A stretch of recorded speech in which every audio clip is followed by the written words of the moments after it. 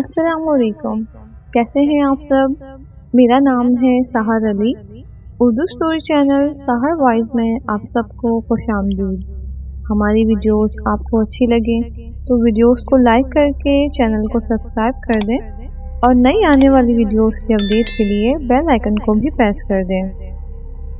हमारी स्टोरीज को आप मुकम्मल सुनिएगा और अपनी राय का इजहार भी कमेंट बॉक्स में ज़रूर कीजिएगा। हमें आपके कमेंट्स का इंतज़ार रहेगा।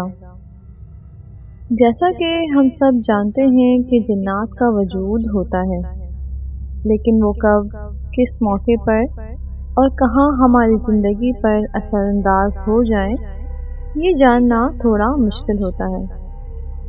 आसेबी दुनिया की एक अजीब व गरीब, दिल दहलाती, खौफ तारी करती ये कहानी असलम, उसकी बहन निदा और निदा की दोस्त किरण की ये कहानी है। असलम जो कि शहर सरकारी नौकरी करता है और अभी छुट्टियों पर अपने गांव खुशहालपुर आया हुआ था, जो कि बहुत खूबसूरत गांव था। वहाँ के नौजवान ज़्यादातर खेती बाड़ी करते थे और सुबह सवेरे ही घर से निकल जाया करते थे, इसलिए लड़कियां भी बगैर किसी रुकावट के एक दूसरे के घर आ जा सकती थीं। असलम जो कि शादी के सिलसिले में गांव छुट्टियों पर आया हुआ था, तो उसकी बहन निदा ने नदी पर जाने की फरमाइश कर दी। असलम भाई, किधर थे आप? कब से मैं आपको ढूंढ रही हूँ और आप हैं कि छुपकर रिसाला पढ़ रहे हैं। निदा की बात सुनकर असलम ने अपनी बहन निदा को घूरा और गुस्से से पूछा, क्या आफत आन पड़ी है? क्यों आसमान सर पर उठा रखा है? भाई, आज मैं और मेरी सहेली किरण नदी पर जा रही हैं और मैं चाहती हूँ कि आप भी मेरे साथ चलें, क्योंकि हमें अकेले में डर लगता है। निदा ने भाई से कहा, लेकिन आज तुम नदी पर क्यों जा रहे हो? अब्बा जी ने तो मना किया है ना बाहर जाने से, फिर क्यों जा रहे हो? असलम ने पूछा। भाई, वो हमने कल नदी के किनारे जो बरगद का दरख्त है ना, उसकी शाख के साथ झूला बांधा हुआ था, तो हम वहाँ झूला झूलने जा रहे हैं। आप हमारे साथ आए ना, हमें अकेले में डर लगता है। बहन ने प्यार से जवाब दिया, अरे पागल लड़की, तुम्हें किसने कहा था बरगद के दरख्त पर झूला बांधने के लिए? तुम्हें पता नहीं है क्या? पुराने दरख्तों पर जिन्नात का साया होता है। असलम ने गुस्से से कहा, भाई आप भी ना पढ़े लिखे होकर ऐसी बातें करते हैं। भाई, ऐसा वैसा कुछ नहीं होता, ये बस लोगों की अपनी घड़ी हुई बातें होती हैं। निदा ने भाई को समझाया। निदा, तुम क्यों पागलों जैसी बातें कर रही हो? अरे जिन्नात का जिक्र तो कुरान पाक में भी आया है। असलम ने समझाते हुए कहा, अच्छा भाई, अब छोड़ें भी ना और चलें, क्योंकि पहले ही बहुत देर हो चुकी है। बेचारी किरण मेरा इंतजार कर रही होगी, निदा ने प्यार से कहा। खैर चलो, तुम दोनों किसी नई मुसीबत में ना डालना, असलम ने हथियार डालते हुए कहा। अभी असलम नदी किनारे पत्थर पर बैठकर अपना रिसाला पढ़ रहा था और लड़कियां झूला झूल रही थीं और असलम की निगाहें बार बार भटक कर किरण के सरापे पर पड़ रही थीं। किरण बहुत ही खूबसूरत और खूबसीरत लड़की थी। गोल मटोल सफ़ेद चेहरा, बड़ी बड़ी आंखें, बारीक याकूती होंठ, सीधी नाक, दराज कद और मुनासिब सरापा, कमर तक आते गहरे नागन जैसे बाल इसकी शख्सियत को चार चांद लगा रहे थे और एक आवारा लट हर वक्त उसके चेहरे का तवाफ करती रहती थी। असलम बचपन से ही किरण को पसंद करता था और किरण भी उससे नावाकिफ नहीं थी, लेकिन वो जानबूझकर अनजान बनी रहती थी।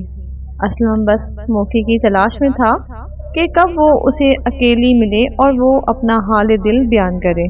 असलम इन्हीं सोचों में गुम था कि अचानक उसे कड़क की जोरदार आवाज सुनाई दी और साथ ही किरण की खौफ में डूबी हुई फलक शिगाफ चीख सुनाई दी। तो असलम ने जल्दी से उसकी तरफ देखा तो उसका दिल दहल गया। दरअसल बात ये थी कि जिस शाख पर किरण और निदा ने झूला बांधा था, वो शाख टूट गई थी اور کرن زمین پر آڑی ترچھی گری پڑی تھی۔ اسلم بھاگ کر ادھر گیا، پھر کرن کو اٹھا کر سیدھا کیا اور ندا اس کے پاؤں کو دبانے لگی جہاں اسے چوٹ لگی تھی۔ ابھی وہ اسی عمل میں مصروف تھے کہ اسلم پر کسی مایا کے قطرے گرے اوپر سے، تو اسلم نے غور سے دیکھا تو وہ خون تھا۔ اسلم حیران و پریشان خون کو خوف سے دیکھنے لگا کہ پھر اچانک اسے بلی سے مشابہ ایک کرخت گھراہٹ سنائی دی۔ وہ دونوں لڑکیاں ڈر گئیں۔ اسلم نے اوپر دیکھا تو اسے برگد کے جھنڈ میں دو چمکتی ہوئی انگارہ آنکھیں نظر آئیں۔ اس نے غور سے دیکھا تو اسے پتا چلا کہ وہ ایک بڑی سی سیاہ بلی ہے جو کہ ان کی طرف خونخوار نظروں سے دیکھ رہی تھی۔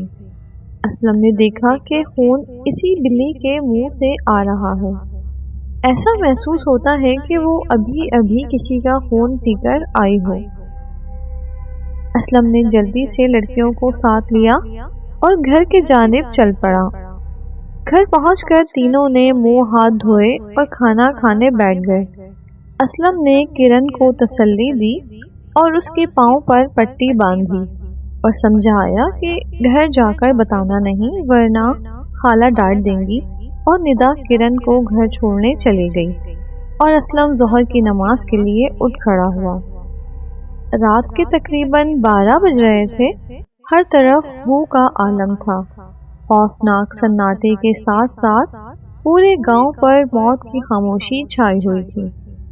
اتنے میں ندی کے کنارے موجود برگد کا درخت جو کہ بہت پرانا اور گھنا تھا، اس سے ایک سایہ نکلا جس کا قد تقریباً 7 فٹ کے قریب تھا۔ چاند کی 14ویں تاریخ تھی، لیکن آج آسمان پر بادل چھائے ہوئے تھے، اس لیے گپت اندھیرا تھا۔ اچانک چاند بادلوں کی اوٹ سے نکلا اور پورا گاؤں روشنی میں نہا گیا۔ چاند کی روشنی جب اس خوفناک سائے پر پڑی تو اس نے خوشی سے ایک چیخ ماری جس سے ندی پر موجود دیگر درختوں کے اوپر بیٹھے پرندے سہم گئے۔ پھر وہ سایہ چلتا ہوا گاؤں میں پہنچ گیا۔ اچانک گلی میں اسے ایک کتے نے جا لیا۔ کتا زور زور سے بھونکنے لگا تو اس سائے نے اچانک اپنے ہاتھ بڑھائے اور کتے کو پکڑ لیا۔ اس نے کتے کی دونوں ٹانگوں کو پکڑ کر اس زور سے کھینچا کہ کتے کے 2 ٹکڑے ہو گئے۔ اس کام سے فارغ ہو کے وہ سایہ کرن کے گھر کی طرف جانے لگا۔ کرن کے گھر کے سامنے پہنچ کر وہ اوپر کو اچھلا اور گھر کے صحن میں کود گیا۔ وہ سایہ ایک عورت کا تھا جس کے لمبے سانپوں جیسے بال کمر تک آ رہے تھے۔ اس کے سامنے والے دونوں دانت باہر کو نکلے ہوئے تھے۔ آنکھوں کی جگہ بس 2 گھڑے تھے جس سے تیز چنگاریاں نکل رہی تھیں۔ اس کی شکل دیکھ کر کسی کمزور انسان کا دل یقیناً بند ہو سکتا تھا۔ جب وہ گھر میں داخل ہو گئی تو اس نے چاروں طرف نگاہ دوڑائی اور کرن کی چارپائی کی طرف بڑھی۔ اچانک کرن کو اپنے سینے پر دباؤ محسوس ہوا تو اس نے جلدی سے آنکھیں کھول دیں تو اس نے دیکھا کہ ایک کریحہ شکل عورت اس کے سینے پر چڑھی ہوئی ہے۔ اس کی انگارہ آنکھیں تھیں۔ اس نے ایک خوفناک چیخ ماری اور بے ہوش ہو گئی۔ گھر والے اس کی چیخ سن کر بھاگ کر اس کے پاس آئے، لیکن تب تک وہ بے ہوش ہو چکی تھی۔ کرن کی ماں بھاگی ہوئی اسلم کے گھر آئی اور سارا ماجرا اسلم کو سنایا۔ اسلم جلدی سے ان کے گھر آیا۔ اس نے پانی کی چھینٹیں کرن کے منہ پہ مارے جس سے اسے ہوش آ گیا۔ اسلم نے اس کے گھر والوں کو سمجھایا کہ اب اسے آرام کرنے دیا جائے اور صبح اس سے سارا معاملہ پوچھیں گے۔ سارے گھر والے اپنے بستر پر چلے گئے، لیکن کرن کی ماں ساری رات کرن کے سرہانے بیٹھی رہی۔ صبح فجر کی نماز پڑھنے کے بعد اسلم کرن کے گھر کی طرف روانہ ہو گیا۔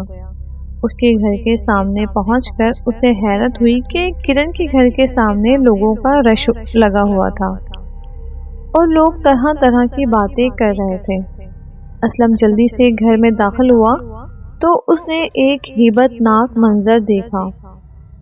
اس نے دیکھا کہ کرن کو رسیوں سے باندھا گیا ہے اور وہ خون خوار آواز نکالتے ہوئے خود کو چھڑانے کی کوشش کر رہی ہے۔ اسلم جلدی سے کرن کی ماں کے پاس گیا اور پوچھا کہ یہ کیا مسئلہ ہے، تو اس کی ماں پھوٹ پھوٹ کر رونے لگی اور کہا، میری بچی کو کسی کی نظر لگ گئی ہے، اس پر جن کا سایہ ہو گیا ہے۔ یہ سن کر اسلم دھک سے رہ گیا کہ جس بات کا ڈر تھا وہی ہوا، لیکن اب کیا ہو سکتا ہے۔ اسلم نے غور سے کرن کو دیکھا تو اسے ایک دھچکا سا لگا۔ کرن کی آنکھیں سرخ انگارہ ہو رہی تھیں، اس کے بال بکھرے ہوئے تھے، گلے سے بلی سے مشابہ آوازیں نکل رہی تھیں۔ اسلم سوچوں میں گم تھا کہ اچانک اسے خیال آیا کہ کسی اللہ والے بزرگ سے مدد لینی چاہیے۔ اسے کسی نے بتایا کہ دوسرے گاؤں میں ایک بہت پہنچے بزرگ ہیں جو کہ فی سبیل اللہ کام کرتے ہیں۔ اسلم اور کرن کا بھائی جمال جلدی سے دوسرے گاؤں کی جانب روانہ ہو گئے، اور جب وہ دوسرے گاؤں پہنچے تو ظہر کی اذان ہو رہی تھی۔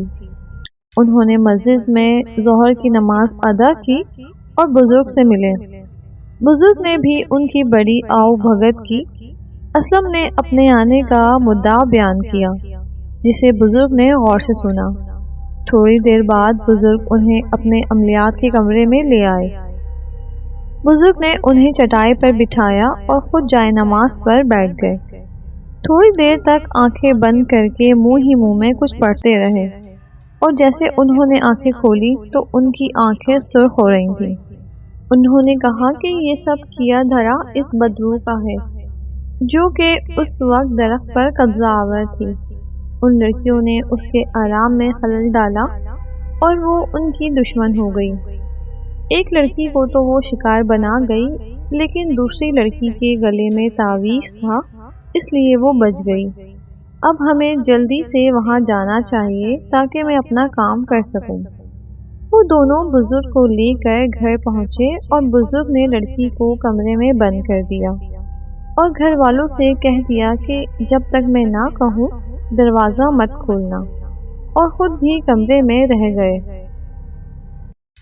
کمرے میں پہنچ کر انہوں نے قرآنی آیات پڑھتے ہوئے لڑکی کا ہاتھ پکڑ کر اس کی چھوٹی انگلی پکڑ لی اور مزید زور زور سے قرآنی آیات پڑھنے لگے۔ چند منٹ ہی گزرے تھے کہ لڑکی چیخنے چلانے لگی، لیکن بزرگ نے اس کی انگلی نہ چھوڑی، تو وہ منت سماجت کرنے لگی کہ آئندہ میں انہیں تنگ نہیں کروں گی۔ پھر بزرگ نے اس سے وعدہ لے کر اس کی انگلی چھوڑ دی، تو کرن کی ناک اور کان سے کالا کالا دھواں نکلنا شروع ہو گیا، اور تھوڑی دیر بعد دھواں ایک خوفناک عورت کا دھوپ دھار گیا اور پھر غائب ہو گیا۔ کرن بے ہوش ہو گئی تھی۔ بزرگ نے کہا کہ اب اسے کچھ نہیں ہوگا اور آئندہ اسے برگد کے درخت کے قریب بھی نہ جانے دیا جائے۔ پھر بزرگ نے ایک تعویذ دیا کہ کرن کے گلے میں ڈال دیں، اور یہ تعویذ اس کے گلے سے اترنا نہیں چاہیے۔ تھوڑے دنوں میں کرن تندرست ہو گئی اور پھر اس کی اسلم کے ساتھ شادی ہو گئی اور سب ہنسی خوشی رہنے لگے۔